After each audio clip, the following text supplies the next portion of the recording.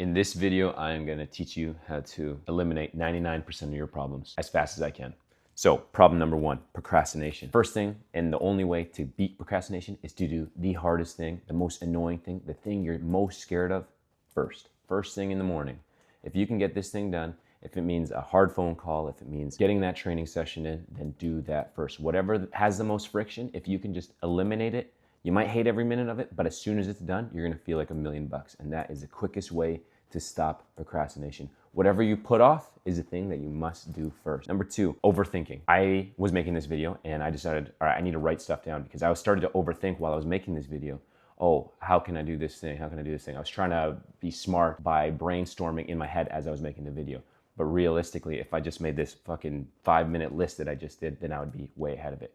Overthinking is you not acting and you thinking that you can do better. Thinking is like, it's cool if you're a philosopher and you're in a philosophical space, but it's really not that cool if you are just trying to get shit done because all it does is paralyze you into not doing anything. Most of your problems are not going to be solved by thinking more. It's actually going to be thinking less and actually doing more and then dealing with the consequences as they come later on. The ultimate trick to overthinking and over planning and over everything, over complicating everything, is to just cross that bridge when you get to it. That is the best phrase I can give you. So if you're ever doing anything and you're like, oh, well, I know this part, but I don't know the next part. It's like, are you at the next part yet? No, since you're not there, just do the part you know. And once you get there, you'll figure it out. And then continue to do that. Don't think about what the next 20 steps are. Just think about what the next step is to you. The next one is feeling inadequate in social anxiety. A lot of people get social anxiety because they think they're introverts, but honestly, I think people just do it because they are stuck in a loop of comparing themselves to other people and thinking, oh, this person's got better things than I do.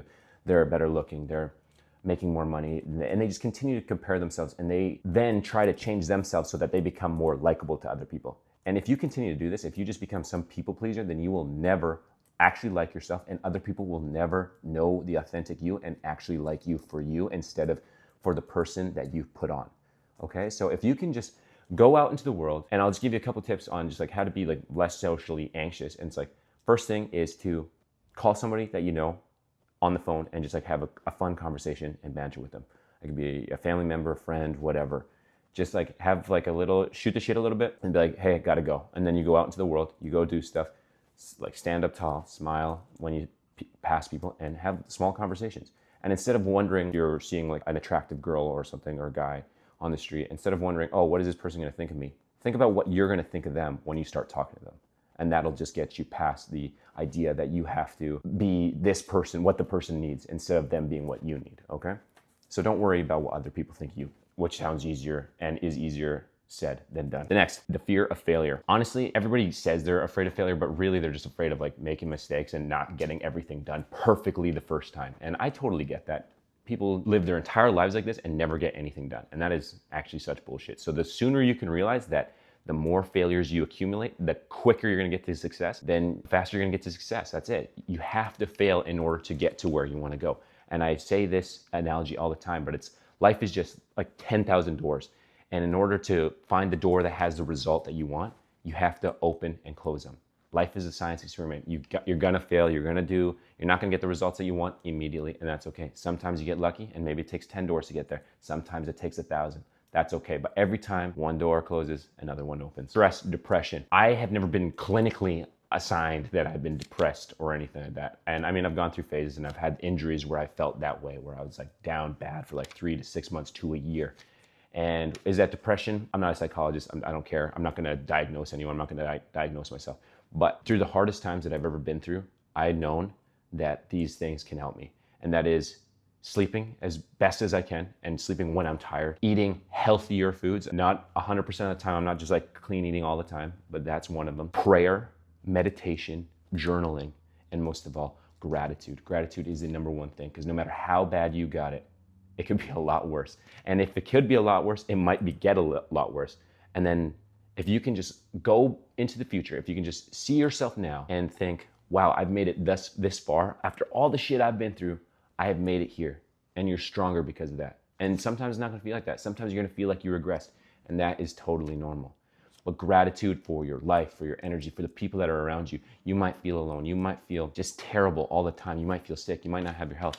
But if you can feel gratitude for the blue sky that you have today, for The fact that you opened your eyes and you woke up today, because a lot of people don't. And so if you can remember that, then you'll get through to the next day.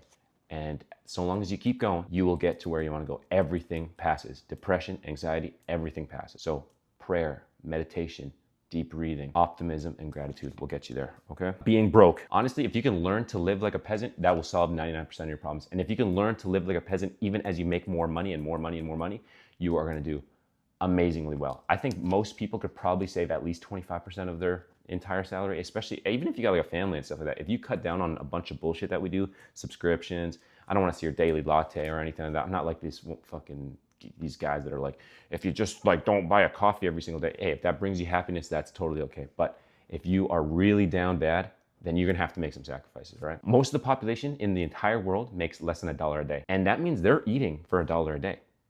And so what do they get from that? Well, they're eating cheaply. And I'm gonna make a video about how to actually eat like a peasant so that you can, or eat like a peasant to live like a king. And partly of that is just eating the basics, all right? Rice, lentils, beans, things like that. Cheap as fuck, give you all the energy you need. And you're gonna save your money doing that. And if you don't go eating out, wasting money doing that, giving a waiter a 22% tip, even though all you did was buy a water bottle, like stupid shit like that.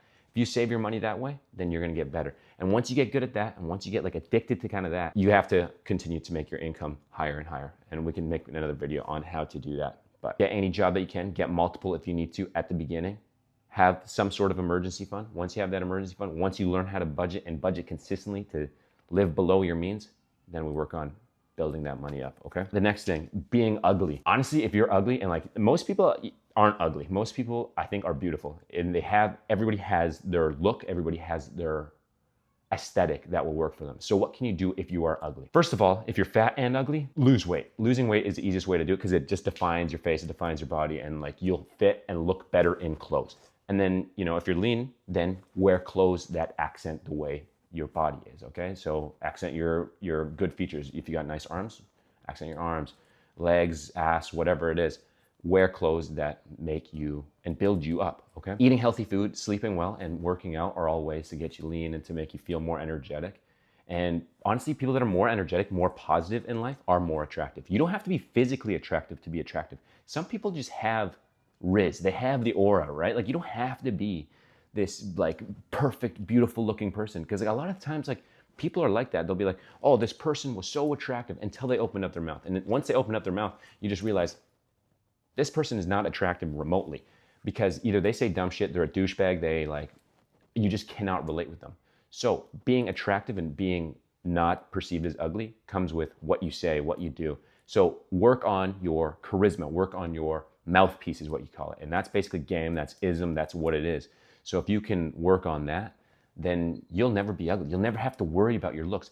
So get lean if you can. You don't have to be diced and ripped to like 2% body fat. No, it doesn't have to be that. Just like lose weight so that you can do fun activities, so you can have energy, and so you can be confident in your own posture and the way you walk throughout the world.